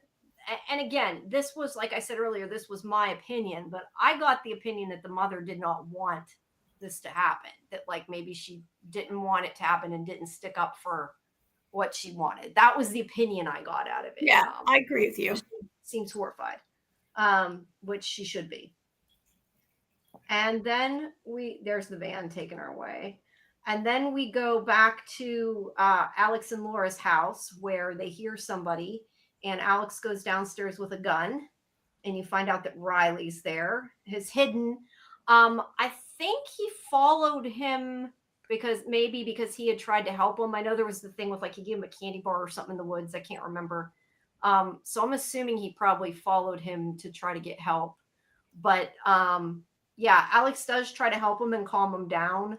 But then whenever Laura comes out, stupid Laura. Alex said, "Stay here." Yeah, and she didn't listen. And the kid starts saying she's mumbling or seeing her mumbling. It sounded like she really did. It was hard to tell for sure. No, she was definitely mumbling. She was definitely mumbling. Okay. I didn't know if it was all supposed to be in his head. But I felt like mumbling, freaks him out, and he ends up pulling out a knife. I felt like it was a little bit Alex's fault because Alex did lie and say I'm alone. And could have easily just said, "My wife is upstairs. Don't worry, she'll stay upstairs." Yeah, I was a little curious as to why Alex didn't say that too. Yeah, no, I agree with that. But yeah, he says Laura's one of them, and he pulls out a knife. They struggle, and Riley ends up. I'm not sure if he's dead or almost dead at this point, but bleeding profusely, and they have. Well, he's not completely dead yet because he says to Alex, "She's one of them." Yeah, he says she's one of them. And he also says he wrote everything down somewhere. Yes. So at some point, Alex is going to find this. Oh, I'm sure. Yeah. Whatever is written down. Yeah. But then we see down below in the basement, the blood dripping through the floorboards. And you see that there's other places blood has dripped through the floorboards, which I found even more creepy, but also like, why would necessarily that many people have been killed in that house? That's in the next episode, right? Oh, is it in the next one? Okay, yeah. Well, that picture's from this episode. They must have showed when Alex goes down to get the wine in the next episode. Okay, well that they showed this view in the first one, but yeah, later on they find there's more blood. I got to switch to the second set of photos. Give me 1 second here. Okay. Oh, come on. So at the end of this episode, I was kind of like, all right, this is good enough for me to watch more. This is a mystery. I'm not really sure where it's going. I'm not sure. I didn't watch and say this show was awesome. Like I was blown away, but I was like, okay, this is pretty good. I can, it was a good it was a mystery and hooked me enough. It hooked me. Yeah. Yeah. I liked it. I wanted to see what happened. and it kept me watching it at least through the next episode. I just, like I said, I liked it, and I think it's a good mystery, but I don't think that maybe it's quite as much of a mystery as I thought it was going to be, or that it feels like at the beginning. I feel like I don't know anything yet. I think the big thing is, to what end is Evelyn doing this? Yeah, that for me is the big. Yeah.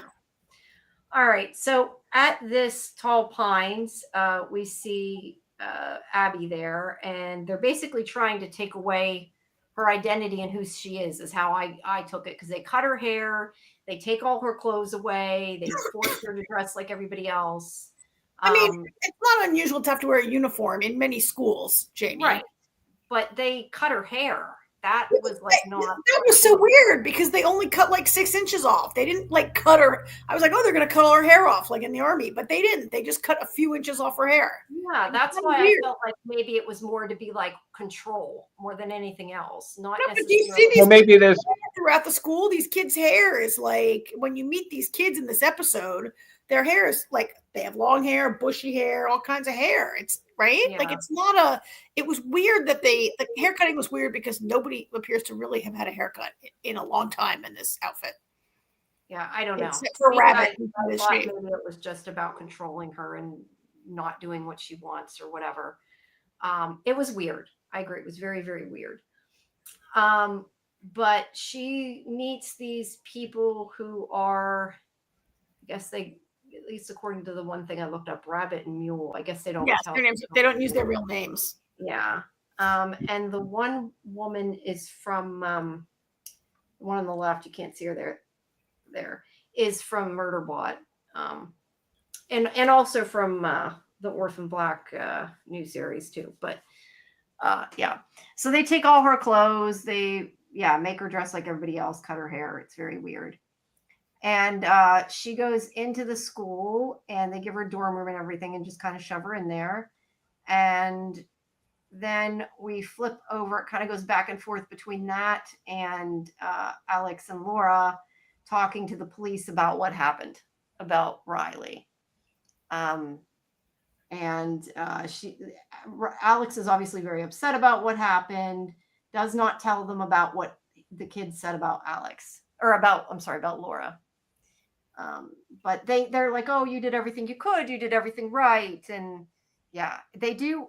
I don't know. They acted a bit weird. Once again, it seems like everybody in this town is just weird and creepy. Well, yeah, because they're all in on it, and that's the funny thing. Like, when I say in on it, I don't mean in on it like in the Institute, where there was a couple people in on it. I mean because they're all brainwashed, brain warped, whatever the case is, hypnotized. They're all acting how they've been conditioned to act. Yeah. That's a fair way to put it. We also go back to the school where Layla sees that Abby is gone, and they won't tell her where, and she flips out. And I think he eventually tells her, doesn't the giant jumper eventually tell her what happened? So she's pissed off. She messes up his Zen garden, which was really funny. He says it was out of your mother's price range. Yeah. So, very snarky. Yeah, he's not a nice. This is when we find out that he went to the academy. Yeah. So everybody in the town. But this is not. They're in Toronto. He's not from the town. You're right. In Toronto. That was probably why he suggested it. Hi, Doc. Welcome. Because it is pretty far away for otherwise him too. So Layla goes and is meeting this guy. I want to say Tyler. Is it Tyler? Kyle? Why did I say Tyler? Kyle. It has a word in it. Yeah. He was one of the people they went to school with, I guess. And no. He's Layla's. He's a drug dealer, right? No, he's Layla's 26-year-old boyfriend who also maybe supplies them with drugs. Okay. All right. She's like 17 and he's 26. It's like awkward, and he is very stupid as we watch the scenes go by, right? Yes. So she's getting a ride from him, but then also there's a part where Abby's sister talks to her and she gives her some money because she's like, whatever you're planning, it won't work without money. So she gives her all her, it's either babysitting or dog walking. I can't remember which, but babysitting. Gives her all her babysitting money to try to help get Abby out. I don't know what she thinks that Layla can do, but yeah. I thought it was like she said, she's like, I just want her back. Yeah. Yeah, she's clearly not down with what happened. Look, they're all like 16 and 17. They can't really make plans beyond like right? Yeah, their plans aren't gonna be great. Then at the hospital, school, whatever you want to call it, the place that Tall Pines, Abby meets her roommate Stacy, and she is clearly disturbed, in my opinion. They definitely make her seem to be anyway. I don't know that she really is, but she is like a brown noser. She's higher up because she's got points of, been there. She's already drinking the Kool-Aid. She's already drank the Kool-Aid. She thinks that what they're doing is a good thing. She seems brainwashed. She likes to lord it over the other kids there, that she's better than them. She tells on them for everything they do wrong, for every infraction. Well, it's like her job. Her title is pigeon, and it's like her job is to like inspect other people and tattle so they get other kids to tattle on other kids in order to find out what's going on.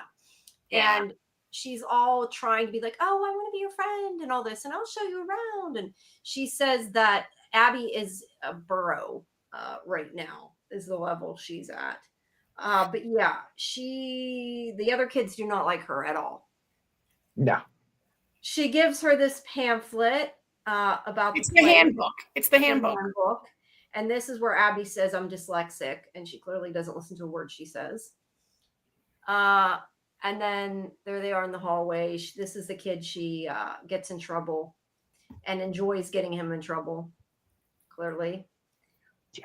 And I don't know, what was it that was Daniel. His name is Daniel. Was dirty? Is that what it was? Yeah. Yes. Well, you're in the dirt. Like the first stage is Burrow, and I guess the kids as slang are saying you're in the dirt because it's Burrow, break. What is it? It's I have it. I took it down. It's Burrow, break, build, ascend are the 4 stages. Okay, but well then how's she pigeon? No, pigeon. Stacy is at the ascend stage, but but her assignment is like being the pigeon. Is what like she's basically like stool pigeon. Yeah, no, I get what you mean now. Yeah. But what I meant is he had dirt or something under his bed. Like literally, he didn't clean it up or something. She got him in trouble. Oh. They have to be perfect there and do what they say, and she gets him in trouble. Let's see. And Abby's just kind of trying to figure out what the hell's going on, basically. She's not sure yet. And then there are all these, I mean, there's a lot going on here where Stacy is like, I'm your super, and I'm, she's like this super sweet she's like deranged roommate. She's like, I'll show you around. But there are all these rules that she doesn't tell Abby and then calls her out on them, right? Like they're like, she expects her to know it. Yeah. Well, no, I think she's You didn't read your handbook, did you?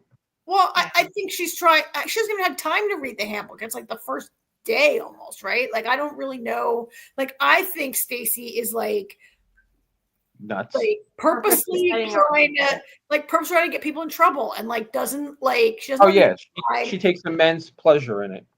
She doesn't tell you. She doesn't tell you the rule, and then she takes pleasure in getting you in trouble for the rule, right? Like, there's no way Abby could know these rules. She hasn't told her the rules, but now she's gonna, like, in the next scene where Abby touches her and she starts screaming that that's like a breach. Well, that she did tell her. She did tell her there was no touching.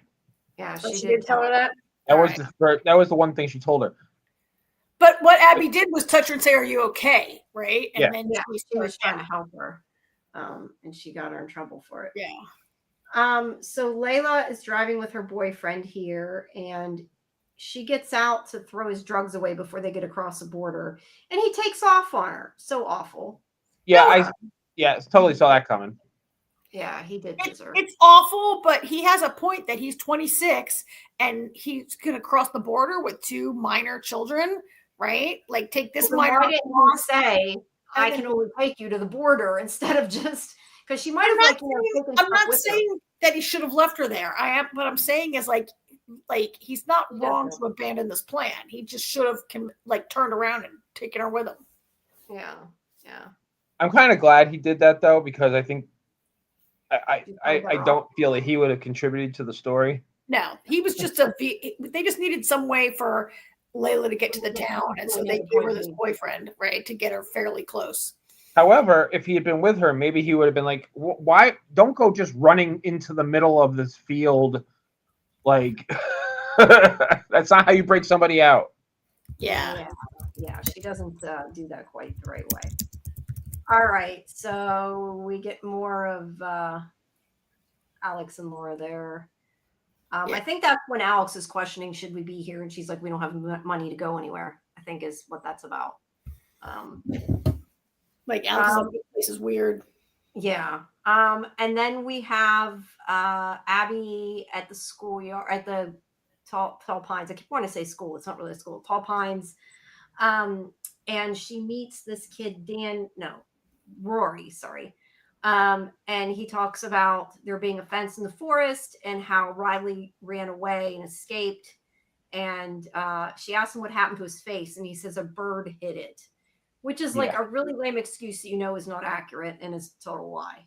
So somebody punched him. She does also, and it wasn't Riley. It wasn't Riley, no. She does ask about using the phone because it says in the handbook they can use the phone, but he's saying that that's like just something they use against you, and you don't want to be on the phone because they listen in and they will control you more if you do that. And tells her not to use it. And then he smuggles her a piece of crayon, a little crayon, which at this point I'm kind of like, okay. They're not, I guess I get they're not allowed to have like maybe pencils, but I would think they'd allow them to have crayons. I guess not. They're not allowed to do anything that is not specifically told to be done. And they might be able to use a crayon in a certain activity, but not take it with them. They don't have to have any possessions, I think, except that handbook, right? Yeah, that's probably true too. Like, I'm just saying, like a pencil I could understand could be used as a weapon. I'm not sure a crayon could, but it's not about that. It's about complete and utter control. Yeah. But he smuggles her a piece of crayon. And then Alex is in the woods and runs into Layla, who tells him that she's trying to find her friend that's in trouble. And Alex kind of tries to help, but she doesn't really know how to help. He doesn't really know how to help her. And as soon as Layla hears that Alex is a cop, she's out of there. She's like, cop. Oh, bye. Thanks. Yeah. Later. She does find out that she's in Tall Pines. That's the one part that she gets out of there. And then this is where at lunch, one of the kids knocks her face in the food and is really mean to her. And like you said, Layla's like, are you okay? And touches her. And then she flips out. And I thought that was why they blew the whistle and everything, but I guess it was just from what that kid did. I gotta say, my favorite part of this entire scene. No, not the butt juice. Don't. No, I'm sorry. I don't want the butt juice. Yeah. The kid that smashed her face in, they all have their hands on their heads like that. Daniel wants her face. I mean, Daniel's paying her back for ratting him out about having a dirty room. Yeah. Rory's paying her back. And, or no, maybe it was. It was Daniel. It was Daniel. Okay, Daniel. Rory was the one that Abby talked to in the other scene. Yes. Okay, so anyway, they make them all line up, put their hands on their heads, stop what they're doing so they're not getting in trouble. And they come and get the, and I don't have a picture of that, sorry, but the, whatever you want to call it, the I don't know if they're nurses or just the guards or whatever. They all come and, like you said, they give them butt juice injection to knock them out. It's like Haldol or something. It's more than it's kind of sedative. It's more than that because the next time we see Daniel, he looks like a fucking zombie. Yeah, they gave him some kind of sedative to make him dopey, and clearly it's not a good thing, and they don't want that because he's not happy about it. And then back in town, Alex basically finds out that everybody in this town knows their business because this guy knows about Riley and what happened. And Alex really doesn't All down. know about it. It's also just weird that everybody knows, like, you're Alex, you used to live in Detroit, you live in this house, like everybody knows everything about Alex, and Alex knows nothing about anybody else, right? It's very unnerving. It's very like It's a small town, but it's weird. It's not just that. It's like going to Cheers. Go to Cheers? Everybody knows your name, Like going to Cheers where everybody knows your name. Yeah. But you don't know theirs. Yeah, but you do not know Fair that. enough. Yeah.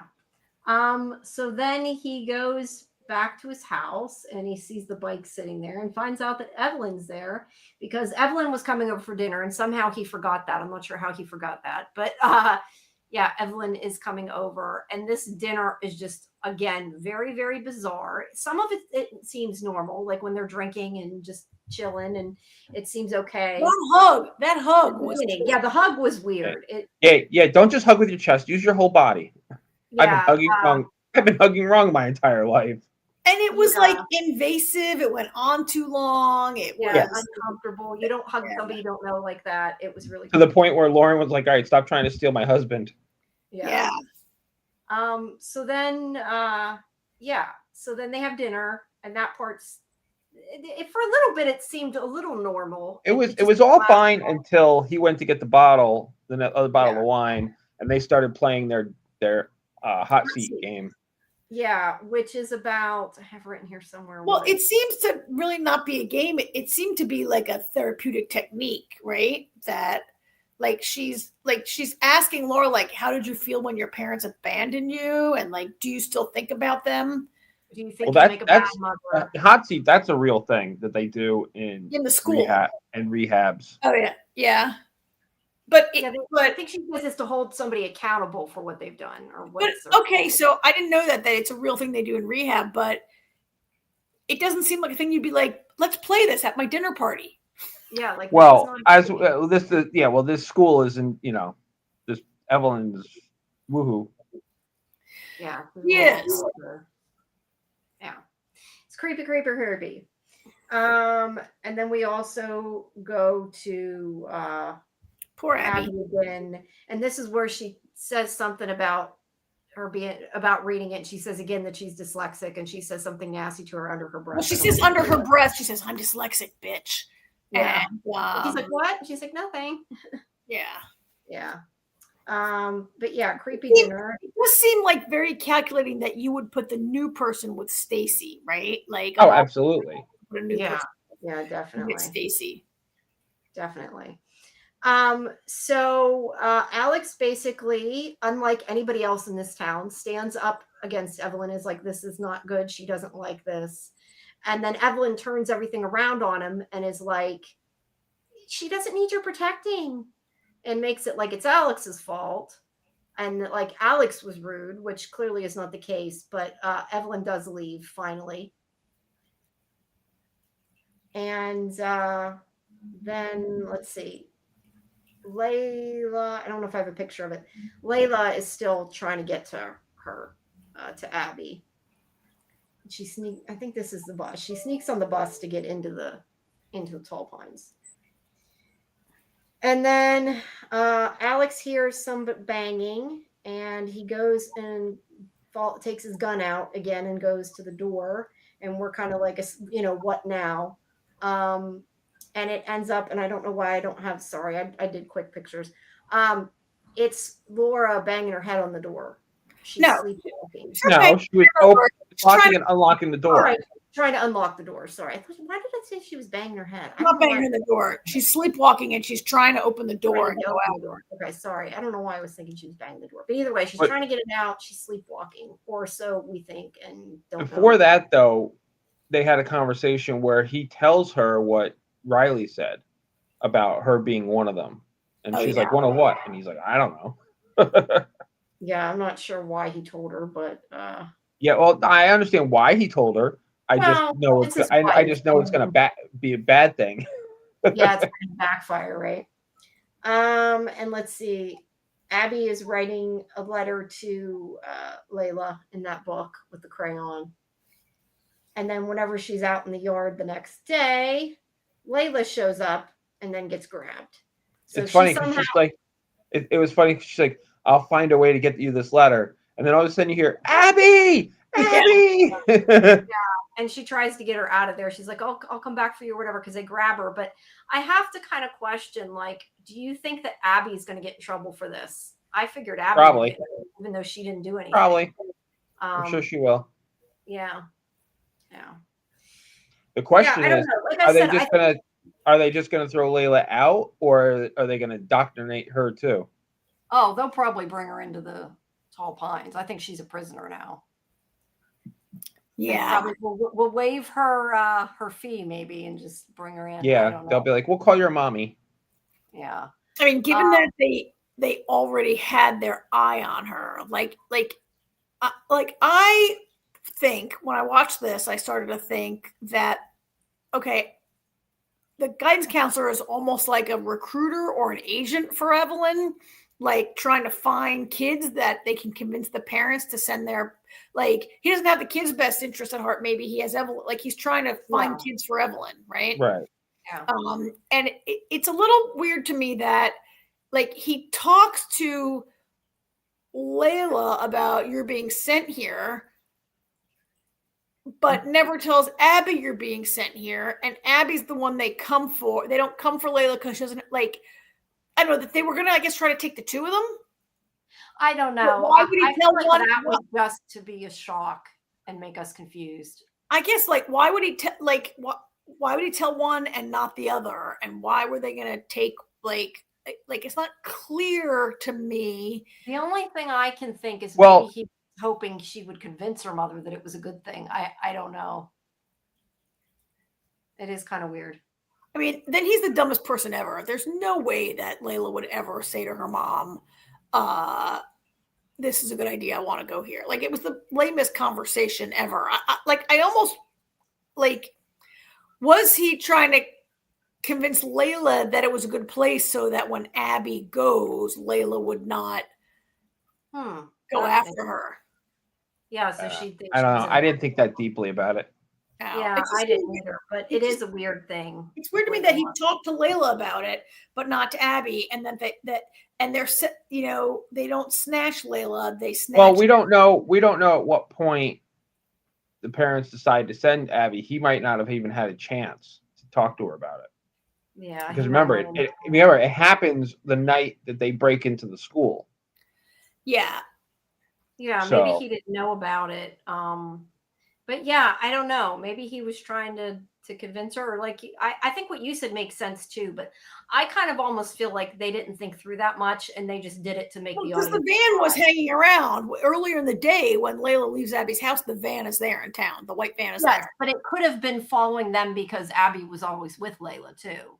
Right, so but then the idea that the parents hadn't decided yet kind of goes out the window. Yeah, I mean, I don't think it ultimately. I don't think it matters. Yeah, I think it was just to kind of make you surprised. I don't think it makes tons of sense. Yeah. I mean, I also, so I think we agree with Jamie. Like, Layla's in prison now, probably in this school / rehab / prison, and like, it doesn't seem like a place where you would want a kid to have a friend, right? Like, why would you want two best friends to be in there? Yeah. Because maybe they thought she was worse and they were trying to get her, and he didn't think that Abby would ever end up there. We don't really know. I mean, because part of this is like stripping the kid down to nothing, right? And like giving them their best friend who is there, and who these two are a problem. Like these two are. Yeah, them being together was part of the problem. Yeah. It fed into each other. Actually, no way would Abby's father send Abby to the school if he thought Layla was going there. Yeah, that's true too. Very true. So predictions, I think at some point Alex is going to go investigate further. And that they took Layla, and we'll probably. Well, that's the thing. I think either I look at if Layla gets stuck there, somehow Alex is going to see her there and be like, this doesn't make sense. I just met this girl on the road the other day. Why is she here? That's number one. Or if they kick her out, I could actually see Layla trying to track Alex down and ask him for help. Yeah. Ask Alex to help investigate the school and find a way to get Abby out of there. Yeah. True. And they could be working together on the outside. Yeah. Yeah, I don't know. It's very creepy. Like I said, I found it like made me feel awful, but like in a way, because not a bad way, because it's creepy and it's supposed to make you feel uncomfortable. But yeah, then like I said, maybe I shouldn't have started reading the real stories, but you were saying like I read about Paris Hilton and those kind of things, and I was like, this is so sad. And I feel like coming into this, I thought that it seemed like that there could be more of a sci-fi element to it. I don't think there's going to be. There still could be. There still could be, but after I get the opinion that's not what this is about, but I don't know. I think it's just about these schools and the way they treated these kids. But well, we'll find out. Not for nothing. If there's any type of brainwashing or hypnosis, that's sci-fi in itself. So. Yeah. And also the part that's interesting to me too is that mystery, weird element of it. So I mean, I think it is more about not so much a treatise on like the unregulated school industry. I think it's going to be a kind of a cult story, and that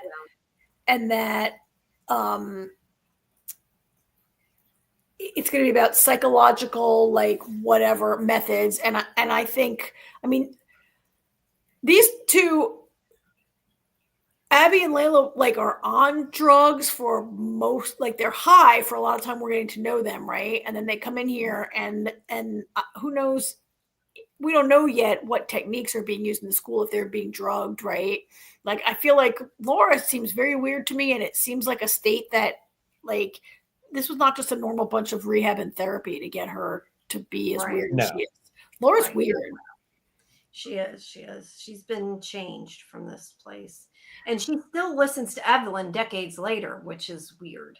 Like that she still seems I like, should we worry like how much she might be in cahoots with Evelyn, and could Alex? I don't think she's in cahoots. That's the thing. Yeah. I don't think everybody, like she says, she's like, yeah, when I first got there, I didn't want to be there. I wanted to get out. And it's the best thing that ever happened to me. I don't think anybody has any real memory of what actually, like, it seems like implanted memories. Maybe. Yeah. I don't know. That's why I said I think she's more a victim, and now is. I think they're all victims. I don't think anybody's in cahoots with Evelyn. I think Evelyn. I think some people in the town might be, but see, I feel like everybody in the town has been through the program. Maybe. It does seem like a surprising number of people have stayed in the town, right? And not like, like you think a lot of people would. I mean, wouldn't a lot of people, in theory, people would get out and go back home to their family and go on with their life wherever they live, right? Right. Like, and are you like Laura, like 20 years later moving back to the town? Yeah, it's bizarre. Well, we'll find out, I guess, as it goes further along. I feel like I saw a little bit more, but I must have only seen a little bit of episode 3 because I don't remember much, if anything, of what happens after this. So whatever. I haven't seen yet, but we'll talk about 3 and 4 next week. Yes. So guys, join us and let us know if you want to, see more coverage of this. I know Scarlett wanted to do a separate show. I don't know. We really need to, but if enough people, I don't think you do. Well, some of these episodes are like less than 40 minutes. It's pretty short, right? I mean, you did a More About show, which was half an hour. But I don't know that this show, it's a limited series, and we're already like, and the whole thing is dropped already. So all 8 came out already. So but please do come back and join us tomorrow at 11. Because we're going to do our season 1 wrap up for Alien Earth, and Cyborg Queen Media is going to be guest co-hosting. So make sure you guys tune in then. Okay. All right. Then. So bye everybody. Goodbye. Good night, you guys. Oh, and don't forget to like and subscribe. Yes, I'm so bad at that. Please subscribe to SciFi Vision, like the video, hype the video, check out all our other videos and all that good stuff. All right, cool. Bye. Bye-bye. Bye, all.